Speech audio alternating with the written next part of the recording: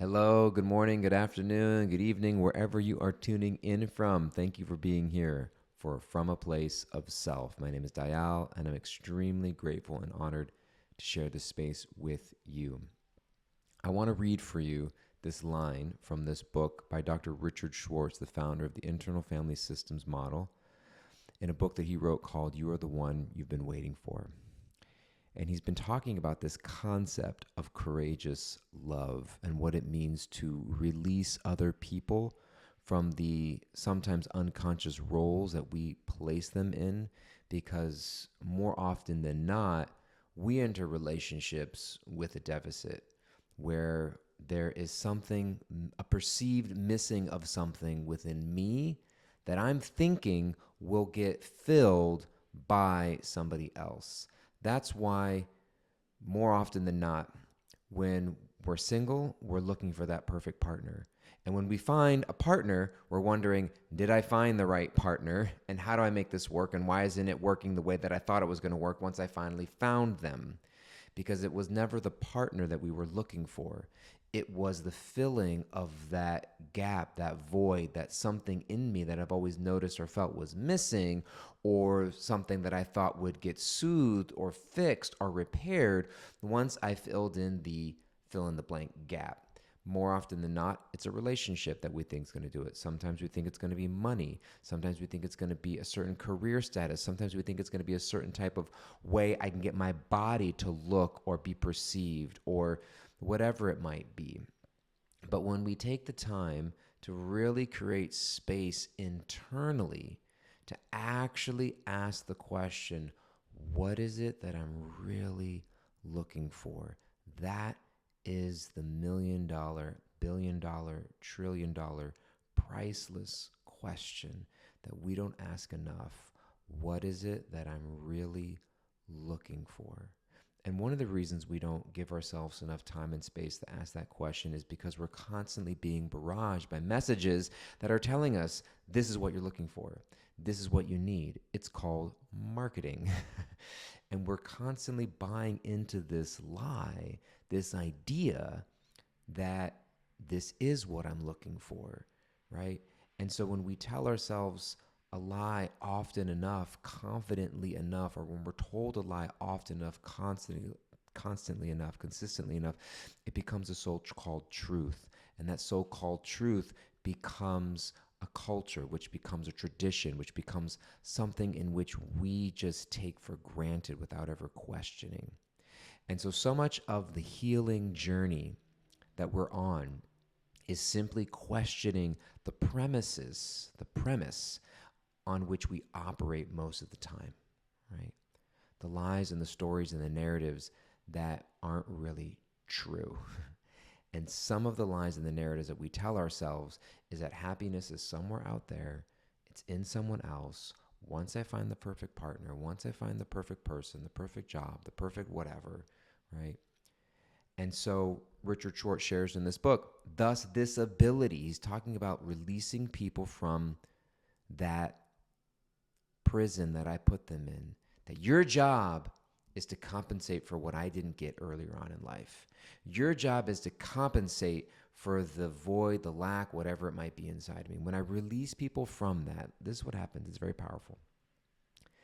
This ability to care for yourself emotionally permits the intimacy you seek because you have the courage to allow your partner to come close or get distant without overreacting.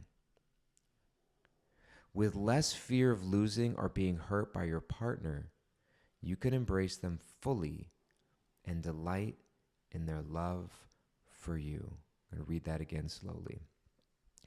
This ability to care for ourselves emotionally, when I take the personal responsibility to recognize that I owe it to myself. Not only do I owe it to myself, not is it just like, well, geez, just because I can't find somebody else to do it for me, I'm so unfortunate that I can't find somebody to love me enough. Everybody else figures it out. No, you're actually the only one who really can. Other people can contribute. Other people can assist.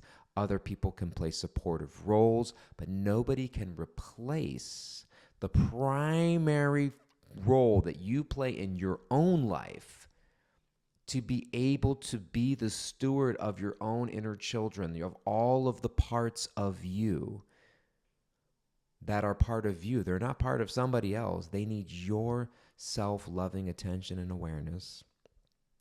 And when we take up that banner, that stewardship, that responsibility to emotionally care for ourselves, it permits intimacy.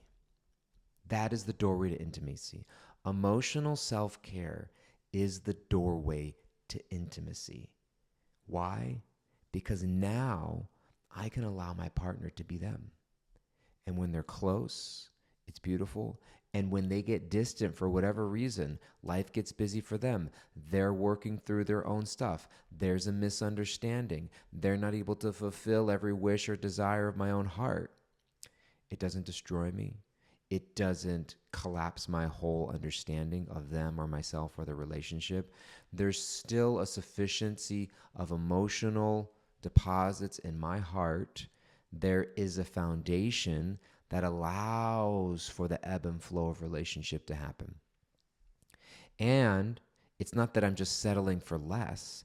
It actually creates a bigger space for intimacy to happen because I can appreciate them for being themselves in a way that I wasn't able to when I was trying to squeeze them into the box of being my primary love filler, caretaker, gap filler, etc. So Richard Schwartz says, with less fear of losing or being hurt by your partner, you can embrace them fully and delight in their love for you. Now, I'm not one to say that you don't need anybody else in your life to feel loved, and because none of us want to be alone, none of us want to be devoid of relationships. We're meant to experience relationships, and we want to search for positive, healthy relationships. Nothing replaces that. So I'm not saying that the key to happiness is to just be alone and to screw everybody else, and you don't need anybody else in order to be happy. It's not that extreme. But there is a tweaking of the equation that we do need to make in order to put our relationships on healthy ground. And when we make this tweaking, it also allows us to invite healthy relationships into our life so that we know what to look for. We know what to invite into our life, and we know what the standard is meant to be, right? And when we set that up, miraculously, we'll find that we'll start to attract the right people that we want into our life. We'll know when to let go of the wrong people who no longer need to be there. And we'll know how to adjust in ways where when things aren't working out the way we want them to be, to not bang our head up against the same wall again and again and again, and learn to be able to, if there's a part of me that's feeling misunderstood, there's a part of me that's feeling alone or abandoned or betrayed, there's a part of me that's feeling left out or insecure or unlovable or unloved, rather than taking that part to somebody else and say, you deal with this. You need to show up more in order to tend to this part of me to make them feel better. I first and foremost that I, as my core true self, need to be able to turn to that part and get curious and open up a space for compassion. And any other parts of me that jump into the equation and say, I hate that part, or it's stupid, or man up, or woman up, or pull up your bootstrap, whatever it may be, those parts all need to be invited to soften back. I get why you're there. I'm sure you're trying to help. Those parts just need to soften back. Anything outside the realm of a curiosity and compassion needs to just park it, go into a comfortable waiting room, give a little bit of space, so that you as your core compassionate self can open up curiosity to those parts that are feeling misunderstood, feeling alone, feeling betrayed. And rather than telling them to get over it, telling them to stop it, telling them to cut it out, trying to give them a different perspective of why they shouldn't feel that way. Give them space to be witnessed. We don't have to embolden them and give them the keys to the car and let them run our life and just say, yeah, you're right in all respects, and allow them to just take over and drain our energy. But we can witness them and offer them compassion. And you'll be amazed at what that can do for our system. Ask what they need. Let them be seen and understood.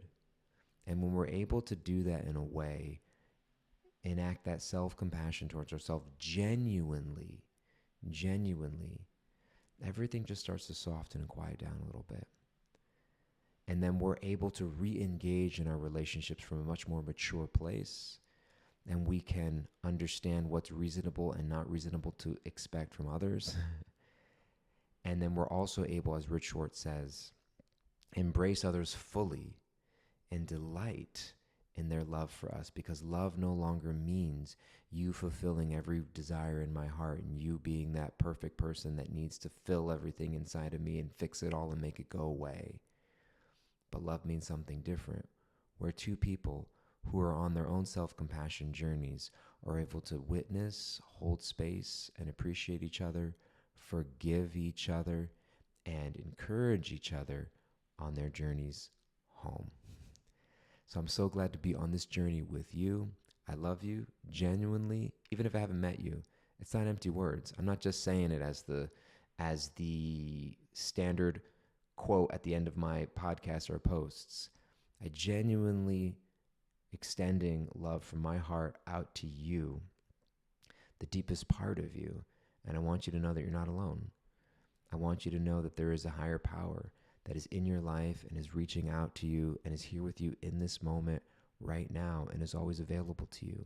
And the greatest gift you can give to yourself is to find those moments where you can connect back to source, whether it's your prayer, your meditation, your time in nature, your time with music, art, dance, silence, whatever it may be.